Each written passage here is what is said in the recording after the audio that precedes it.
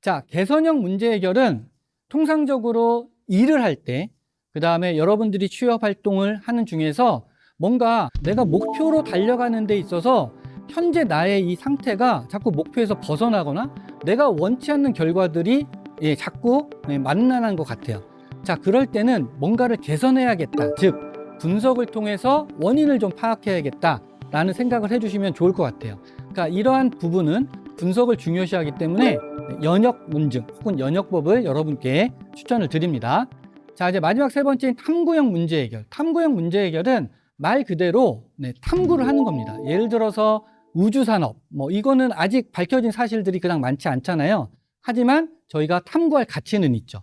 그 다음에 이 탐구형 문제 해결은 가깝게는 학문에서도 많이 활용하는 논문의 제목들을 통해서 저희가 알 수 있습니다. 예를 들어서 취업 스트레스가 진로의 성숙도에 미치는 영향, 이런 것도 탐구형 문제 해결이다 라고 얘기할 수가 있고요. 그 다음에 이런 부분도 탐구형 문제 해결이에요. 베토벤의 음악이 더 위대합니까? 아니면 모차르트의 음악이 더 위대합니까? 자, 이런 두 가지 주제 역시도 탐구형 문제 해결의 주제가 될 수 있다. 이렇게 이해를 해주시면 좋을 것 같습니다. 자, 혁신형 문제 해결. 어떤 게 떠오르시죠? 귀납적 문제 해결이다. 이렇게 이해를 해주시면 좋을 것 같습니다. 베이컨의 귀납법은 기존에 있는 연역적 사고를 비판하면서 등장을 했는데 베이컨의 핵심 철학은 이거죠. 자연 현상에서 인간에게 이로운 것들을 발견해야 된다. 이 발견하는 논리는 바로 귀납법이다 라고 이야기를 했죠. 그래서 베이컨이 열의 성질에 대한 연구를 하면서 저희한테 인간에게 이로운 결론을 냈습니다. 예를 들면 이런 거예요. 내가 열을 연구해 보니까 열은 중심에서 주변부로 퍼져나가고 위로 올라가는 성질을 가진 운동이다라는 기존에 발견하지 못한 새로운 주장을 펼치게 된 겁니다. 베이컨이 이야기한 열에는 운동이라는 성질이 있다는 점이에요.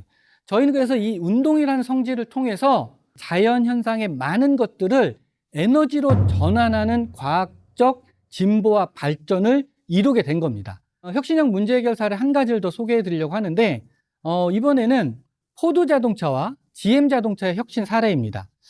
이 지금부터 소개해 드린 이러한 전략 경영 사례는 면접을 볼 때 경영 상식으로 잘 사용할 수 있고요.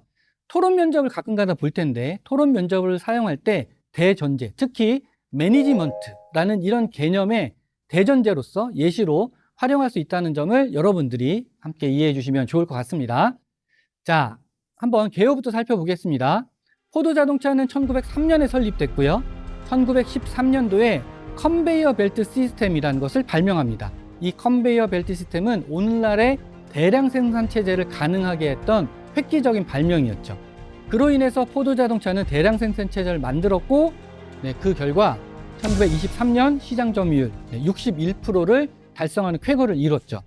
자, 포드 자동차가 이러한 쾌거를 이루는 동안 그의 경쟁사인 GM 자동차, 그때 CEO인 알프레드 스틸러는 이런 논리로 각성을 합니다. 뭔가 우리도 포드 자동차 못지않는 혁신을 좀 이뤄야겠다. 그러기 위해서는 어떤 논리가 필요하다. 스틸러의 각성 논리 첫 번째는 이런 겁니다. GM의 차는 소비자가 사는 차이어야 된다. 두 번째 논리는 소비자가 사는 차는 포드와 달라야 되는데 그것이 무엇인지 우리는 찾아야 된다. 자, 세 번째 논리는 소비자가 사는 차는 포드 시스템과 다르게 생산돼야 되는데 그 다르다라는 것은 도대체 무엇인지 우리는 그것을 찾아야 된다. 자, 그래서 나의 결론은 그동안의 GM 자동차의 모든 것은 새 것으로 모두 바꿔야 한다라는 논리를 펼치게 된 겁니다. 이 논리를 살짝 보면 어디하고 상당히 많이 닮았다는 것을 아실 거예요. 네, 맞습니다. 소크라테스의 왓의 논리죠. 왓의 대화법으로 시작을 한 거예요. 자, 그러면 슬론의 각성 첫 번째, 소비자가 사는 차는 과연 무엇일까? 고민을 하고 그거에 대한 논증을 합니다. 자, 소비자가 사는 차는 어떤 차인가? 모든 소비자의 개성과 목적에 부합하는 차여야 된다. 자, 그렇다면 모든 소비자의 개성과 목적에 부합하는 차는 어떤 차인가? 그래서 슬론이 내놓은 결론은 가격을 세분화한다라는 거죠. 그래서 지금 현재 여러분들이 자동차를 구입하고 싶으신 분들은 가격이 상당히 세분화되어 있는 것들을 느끼실 수 있을 거예요. 실제적으로 확인할 수 있죠. 자, 슬론의 각성논리 두 번째는 어떤 거였죠? 우리가 사는 차는, 즉 소비자가 사는 차는 포드와 달라야 된다라고 하는 거고, 그것이 무엇인지 찾아야 된다는 거죠. 그런데 중요한 것은 그것은 반드시 참이어야 돼요. 그래야지만 그것을 우리가 받아들여서 실행할 수 있겠죠. 자, 그러면 대전제가 참이면 결론도 참이어야 된다. 무엇이 떠오르시나요? 네, 맞습니다. 연역 논증이에요. 자, 그래서 슬론이 이렇게 연역 논증을 전개합니다. 대전제, 포드 자동차는 단일 모델이에요. 당시에 포드 자동차는 T1이라는 단일 모델로 대량 생산 체제를 이뤘습니다. 그런데 우리 GM의 자동차는 포드 자동차와 달라야 돼요. 그래서 결론적으로 우리 자동차, GM 자동차는 단일 모델이다. 좀 이상하죠. 그런데 여기에서 마지막 GM 자동차는 단일 모델이라는 것을 부정을 하면 우리가 해야 될 일이 나와요. 그래서 GM 자동차는 개성과 목적에 맞는 디자인을 적용한 모델이어야 한다라는 결론을 슬론이 얻어낸 겁니다. 그래서 그에 따라서 낸 결론에 따라서 GM이 최초로 낸 자동차가 바로 캐딜락 라사르라는 자동차입니다. 이 자동차는 현재 미국에서도 수집가한테 상당히 귀하게 대접을 받는 자동차라고 합니다. 자, 세 번째 슬런의 각성 논리는 우리가 만드는 차는 포드 시스템과 달라야 된다고 생각한 거예요.